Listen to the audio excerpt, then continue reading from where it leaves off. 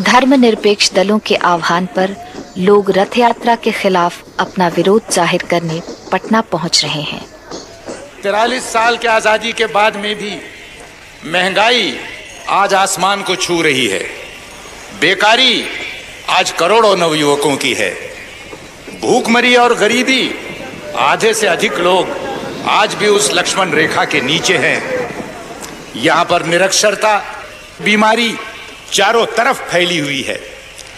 मगर मालूम होता है पिछले कुछ महीनों से कि मानो इस देश में इनमें से एक भी समस्या ऐसी है ही नहीं। एकमात्र समस्या अगर कोई है तो वो है मंदिर और मस्जिद की।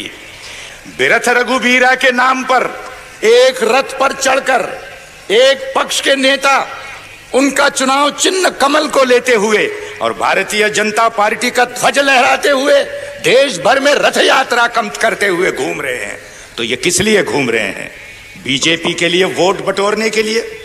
अगला चुनाव अगर आवे तो 88 का 188 किस तरह किया जाए, इस बात पर सोचने के लिए। मैं ये कहता हूं कि उनके सारे ये रंगीन सपना चूर चूर होकर रह जाएंगे, क्योंकि इस देश में बहुसंख्य हिंदुओं ने धर्मनिरपेक्षता को अपनाया है। अगर आज ये भारत एक धर्मनिरपेक्ष देश के रूप में है, इसका बहुत बड़ा श्रेय इस देश में बसने वाले 85% हिंदुओं को बेशक जाता है। लेकिन न महात्मा गांधी, न जवाहरलाल नेहरू, न फांसी के तख्त पर लटकने वाले हमारे वो सैकड़ों तमाम जो शहीद हुए, उनमें से एक ने हिंदू राष्ट्र के लिए अपनी जान नहीं दी। इस बात को भुलाया नहीं जा सकता है। मगर ताज्जुब की बात है, हट है, मंदिर वहीं बनाएंगे और मस्जिद तोड़ करके ही बनाएंगे। इसमें राम की मर्यादा है।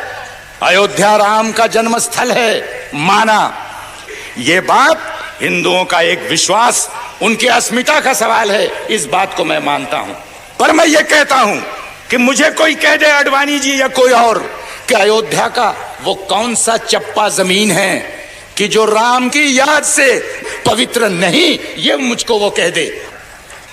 अयोध्या के कहीं भी जाकर के आप मंदिर बना लीजिए।